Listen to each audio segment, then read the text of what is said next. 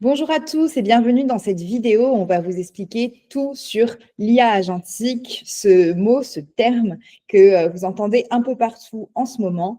Et vous ne savez peut-être pas exactement à quoi ça correspond, qu'est-ce qu'on désigne par IA agentique, en quoi c'est différent des autres LLM qu'on peut voir aujourd'hui. Thomas va tout vous expliquer. Thomas, est-ce que tu peux répondre à une première question hyper simple, une définition de l'IA agentique? C'est quoi l'IA agentique? Et surtout, en quoi c'est différent de ce qu'on connaît aujourd'hui, donc de ChatGPT ou des autres IA beaucoup plus classiques? Salut Mélissa, merci oui pour la question. Donc en fait, l'IA agentique, c'est une IA qui fait intervenir des agents. Des agents en fait sont des IA à qui on va faire toutes sortes d'actions, à la différence des IA oracles, c'est-à-dire les IA auxquelles on pose juste des questions qui nous répondent de façon textuelle ou avec une image ou une petite vidéo. Donc avec les agents, on veut vraiment accomplir des actions. On veut leur faire des choses plutôt juste que de leur demander des réponses écrites ou en images. Donc c'est là fondamentalement la différence. Et pour ce faire, on peut imaginer des agents qui vont travailler en autonomie pendant quelques minutes, quelques heures, quelques jours pour accomplir des tâches toujours plus compliquées. Donc on va avoir des agents simples, des agents plus évolués, des agents qui vont décomposer notre demande en toujours plus d'étapes pour aller toujours plus loin. Alors évidemment, alors c'est le gros buzz depuis plus d'un an, l'IA agentique. Pour l'instant, c'est un peu décevant. Il n'y a pas beaucoup de déploiements vraiment, je dirais, conséquents ou éblouissants, parce qu'on est au tout début et souvent, ça va supposer d'articuler entre eux différents services. Donc, il faut qu'il y ait des ponts qui se créent. Il faut que, enfin, typiquement, un agent, c'est une IA à qui je vais lui demander, écoute, voilà mon budget, moi je veux partir en vacances à tel endroit, tu mets au point mon itinéraire et puis tu me fais toutes les réservations, hôtel, train, voiture, et voilà. Donc, ça suppose que de voiture, de train, d'hôtel, d'avion, bah, déjà s'ouvre aux IA, que les IA puissent y accéder et derrière s'interfacer avec elles de façon bien organisée. Et donc, ça suppose que tous les acteurs dans un domaine, finalement, s'accordent plus ou moins sur des espèces de standards d'accès pour que derrière, les IA puissent naviguer de façon propre entre ces différentes destinations et arriver à leur fin. Et plus les missions qu'on veut confier à des IA vont être compliquées, bah, plus il faut que ces accès soient possibles. Et puis plus, de toute façon, les tâches sont compliquées, plus il y a des risques d'erreur. C'est pour ça qu'aujourd'hui, on en reste à des choses très simples. Alors, ça va souvent être dans le customer service, donc ou par exemple dans la modération sur les réseaux sociaux. Donc j'ai un commentaire, qu'est-ce que je réponds en fonction de telles règles. Donc on en reste à des tâches qui reposent quand même beaucoup sur le texte encore, parce que c'est là où c'est le plus Ouais. facile à mettre en place, parce que les large language models, hein, les IA d'aujourd'hui, c'est celles qui maîtrisent le texte. Alors maintenant, si, ou les images et autres, hein, mais ah voilà, tel commentaire a été posté, que répondre dans ce cas-là, à reporter à tel service en interne, parfois avec des êtres humains qui sont invités dans ces boucles. Donc, des agents peuvent collaborer entre eux, peuvent à un moment donné demander une validation de la part d'un être humain qui va faire partie de la chaîne. Hein, ça n'a pas forcément besoin d'être complètement déshumanisé, mais du coup, c'est compliqué, c'est de la tuyauterie. Il y a encore beaucoup de bugs. C'est pas voilà, disons que voilà, on nous a fait plein de promesses, mais pour l'instant, les promesses sont pas encore vraiment tenues. Je sais que par exemple Microsoft, ils étaient très ambitieux sur ce sujet-là. Et en fait, ça a été la douche froide. Ils s'étaient donné des objectifs d'en déployer je ne sais combien. Et en fait, ils ont dû revoir tous leurs objectifs à la baisse. Grosse déception. Donc, pour l'instant, c'est plus un buzzword qu'autre chose, même si on sait que c'est quand même l'étape d'après, parce que bon, ça va 5 minutes d'obtenir toutes les réponses qu'on veut. Au bout d'un moment, si ça doit avoir un impact sur la productivité, c'est qu'on veut faire aux IA des tâches toujours plus complexes, en allant se frotter au véritable monde, hein, que ce soit dans le monde physique, mais aussi sur le reste d'Internet. Donc, accès à un compte en banque, accès à des plateformes de réservation, en tout genre, accès à différents processus métiers en interne dans une entreprise. Donc, il y a un gros travail de mise en place et de déploiement. C'est compliqué. Et voilà, donc c'est riche de promesses, mais pour l'instant, on en est encore au tout début. Et si je réponds rapidement, du coup, si je comprends bien à la question, quels sont les avantages concrets de l'IA agentique par rapport aux IA traditionnelles, finalement, en fait, si je comprends bien, si on comprend bien, c'est que l'IA traditionnelle, donc nous qu'on appelle ChatGPT, c'est celle qu'on utilise tous les jours. En fait, elles sont purement textuelles et sur une tâche donnée, voilà, elles nous répondent. Alors que les IA agentiques, c'est un peu celles qu'on voit dans les films, qui sont capables de tout faire, de prendre des décisions à notre place avec un brief. C'est ça un peu. Alors, oui, voilà, si on veut, hein, effectivement. En fait, dans la mesure euh, où je voudrais qu'une IA puisse interagir avec le reste du monde et donc avec différents fournisseurs de services et autres, à un moment donné, il faut qu'il y ait des ponts qui se créent entre tous ces différents acteurs. Euh, et donc, pour naviguer entre ces différents acteurs, il faut qu'il y ait des codes qui soient développés de bonne conduite et que ces agents vont pouvoir adopter pour se comporter comme un être humain l'aurait fait quand il se rend tantôt au chevet de telle entreprise ou qui va tantôt solliciter les besoins, les services d'une autre entreprise. Donc, il faut permettre de rendre ça possible pour les IA avec des chemins plus ou moins balisés. Et ça n'est pas simple, en fait. Ça n'est pas simple.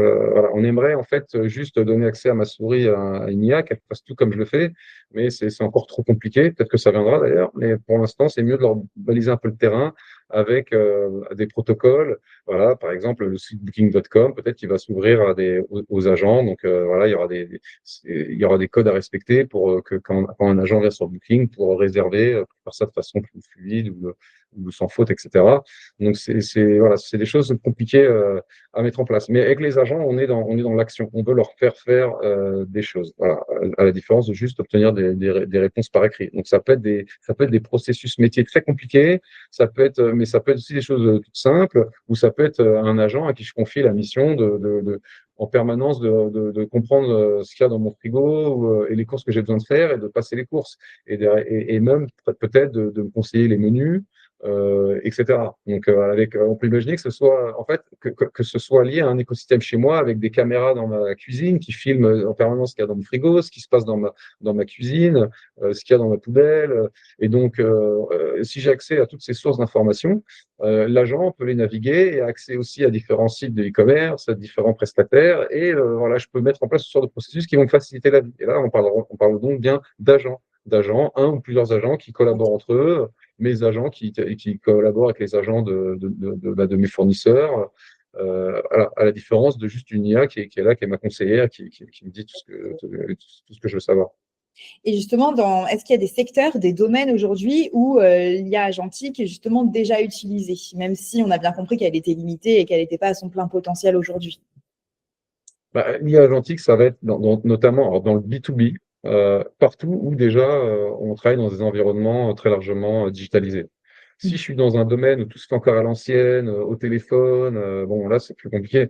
Et quoi qu'avec le téléphone, on le sait bien avec l'entreprise Yelda, on peut automatiser maintenant une partie des appels. D'ailleurs, c'est marrant parce qu'on a une partie de nos clients qui viennent nous voir parce que eux, tout se passe au téléphone. Donc ils reçoivent beaucoup d'appels, les gens n'envoient pas d'email.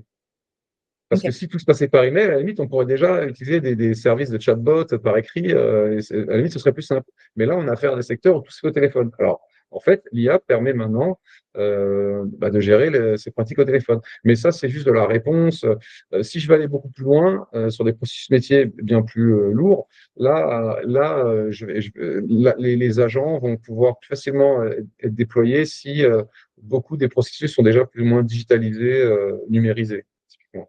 Ok. Donc, euh, donc, ça sera plus facile. Sinon, c'est un travail possible, mais plus conséquent, parce qu'il va falloir se barder de capteurs qui vont digitaliser ce qui se passe. Il y a des processus. Enfin, voilà, on parle souvent de la digitalisation, du fait de la transformation digitale. Beaucoup d'entreprises déjà ont besoin de faire basculer tout leur processus dans l'univers digital. C'est parce que c'est plus simple. Il y a déjà cette étape à valider. Une fois que c'est fait, là, on peut ajouter une couche d'IA pour fluidifier ça encore plus avec les agents. Mais voilà, c'est ça, il faut le faire dans ce sens-là, quoi. Quand je pars vraiment de zéro, c'est plus dur. Donc, essentiellement dans le B2B ou alors dans le B2C aussi, où déjà on utilise beaucoup son téléphone, ou peut-être dans la réservation, dans le tourisme. Ça pourrait, bon, c'est un peu l'exemple qui est pris tout le temps pour expliquer ce qui pourrait être fait, quoi, pour m'aider dans la réservation ou toutes sortes de tâches, la suivi, peut-être que le suivi de travaux, je sais pas, ça peut être pour, je sais pas moi, pour l'organisation d'un mariage, je sais pas, quand je dois gérer plein de parties prenantes, au bout d'un moment, peut-être que je peux laisser différentes IA qui me représentent, discuter avec plusieurs parties prenantes et m'assurer une gestion de projet. Peut-être que ça pourrait être utile. Voilà, après, franchement, il n'y a pas de limite, hein. Je pense que tout le monde, tous les secteurs vont être concernés de Pour près ça. ou de loin. Mm. Voilà. Mais c'est juste que c'est encore très tôt et c'est très décevant ce qu'on a pu voir jusque-là. Ok. Et du coup, il n'y a pas des risques, justement. Alors, on sait que tu vas nous dire oui, parce qu'il y en a toujours quand il y a l'IA, etc. Mais à donner, tu nous en parles d'ailleurs à travers beaucoup de vidéos, si vous voulez regarder. Thomas nous rappelle régulièrement que si on donne trop de liberté à une IA, etc., elle peut faire souvent des petits Ah, trucs, etc. bien Donc, sûr. ouais. Alors, il y a plusieurs risques. Il y a déjà le risque que en fait, ces IA ne soient pas encore assez au point. Donc, si je leur confie des missions trop compliquées, en fait, les agents vont, normalement, les erreurs vont se multiplier. À la fin, je vais avoir des résultats catastrophiques. Donc, il y a le risque si déjà les outils sont pas encore assez au point. Donc, franchement, bon courage pour ceux qui veulent être vraiment pionniers sur ces sujets parce qu'il va falloir essuyer des plâtres. Après, il y a le risque de se faire hacker. Donc, c'est-à-dire qu'à un moment donné, qu'il y ait des failles et que derrière, d'autres acteurs puissent venir récupérer toutes sortes d'informations. Alors, il y a le risque aussi, enfin, on en revient au premier cas, mais si derrière, on donne accès au cordon de la bourse aux IA et qu'elles se mettent à dépenser tout et n'importe comment ou trop d'argent, ça peut donner lieu, bien sûr, à toutes sortes de problèmes, hein, on peut l'imaginer. Donc, franchement, parce que normalement aussi, dans notre monde, si on veut avancer, on est obligé de payer hein, avec ses fournisseurs, ses clients et autres. Donc, à un moment donné, l'IA, il faut qu'elle ait peut-être le pouvoir de dépenser de l'argent. Et là, tout de suite, on se demande voilà, si ça peut être fait sans risque. Forcément qu'il y a des risques. Mais si l'IA n'est pas au point, voilà, ça peut dégénérer. Donc après, il y a aussi le risque, alors ça, c'est un peu la tarte à la crème, mais que l'IA devienne malveillante, entre guillemets, et donc que ça dégénère de ce point de vue-là. Donc ça, c'est un peu plus à long terme. Voilà, on pourrait imaginer des IA qui se font passer pour plus bêtes qu'elles ne le sont et qui se retrouvent déployées aux quatre coins du monde. Et puis un beau jour, alors soit elles sont instrumentalisées par un tiers qui prend le contrôle d'une façon ou d'une autre, par exemple, de toutes nos voitures autopilotées, de nos robots pour déclencher du chaos. Ou alors une IA qui, à un moment donné, je sais pas, se met en tête de, de nous nuire ou de soulever contre nous. Donc là, bon, on part dans la science-fiction totale, hein. Mais bon, c'est le risque que certains évoquent. Voilà, donc il y a plusieurs niveaux de risque, quoi. Il y a vraiment, on va dire, l'incompétence, le risque de se faire détourner par des acteurs malveillants, puis après, il y a le risque d'une IA malveillante elle-même. Ce sont genre les trois niveaux. Je pense surtout les deux premiers sur lesquels il faut se concentrer, comme pour tout. Voilà, je pense que c'est pour ça que ça va prendre du temps à se développer, parce que c'est beaucoup plus compliqué que tout le reste.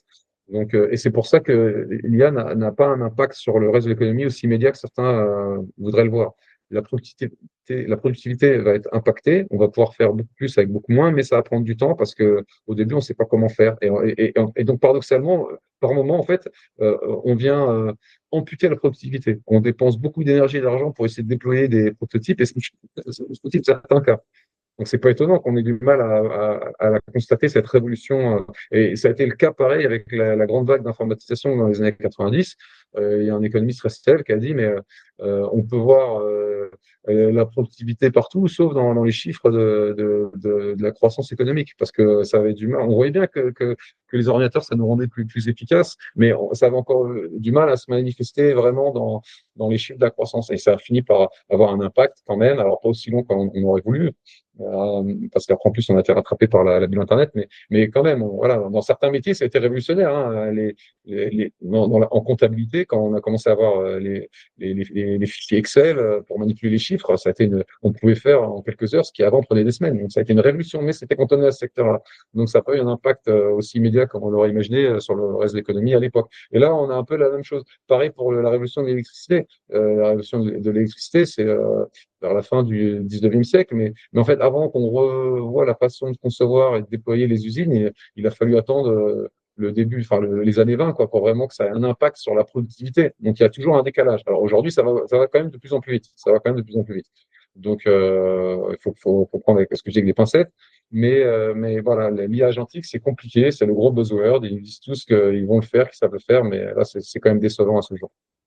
Ok. Et du coup, selon toi, ça, t'en es certain, l'IA agentique, de toute façon, elle va transformer notre quotidien dans les prochaines années. Dans combien de temps, on ne sait pas, parce que c'est long à mettre en place, c'est bien ce qu'on a compris. Mais en tout cas, que ce soit au niveau pro ou perso, dans tous les cas, l'IA agentique va vraiment changer notre quotidien, ça c'est certain, à terme. Voilà, et en fait, le truc, c'est que le jour où ça marchera vraiment, on l'appellera même plus l'IA agentique, on appellera ça l'IA et on prendra ça pour acquis, on se posera même plus la question, comme pour tout le reste. Bien souvent, en fait, l'IA, c'est ce qui, l'IA qu'on a dans notre viseur, c'est l'IA qui marche pas encore, mais dès que ça devient impossible, en fait, non, pas de problème, c'est normal, c'est simple, il y a pas de sujet, c'est même plus vraiment de l'IA, c'est juste de l'informatique. Voilà. Donc c'est assez drôle. Par exemple, maintenant, on voit plein de gens qui disent que ces modèles qui arrivent à pondre du texte comme ça en réponse à nos questions de façon quasi parfaite, on veut les euphémiser, on veut expliquer que ce sont juste des régurgiteurs de mots, des perroquets intelligents, enfin des perroquets un peu bébêtes qui nous pondent des réponses qui tiennent la route, mais bon, ça reste juste des machines. Ok, très bien, on dit ça maintenant parce que ça marche, mais il y a quelques années, on nous aurait dit oui, l'IA peut nous répondre en bon français parfaitement, faire le résumé parfait d'un très long texte. On aurait dit mais c'est de la magie, c'est de l'IA, c'est de la science-fiction.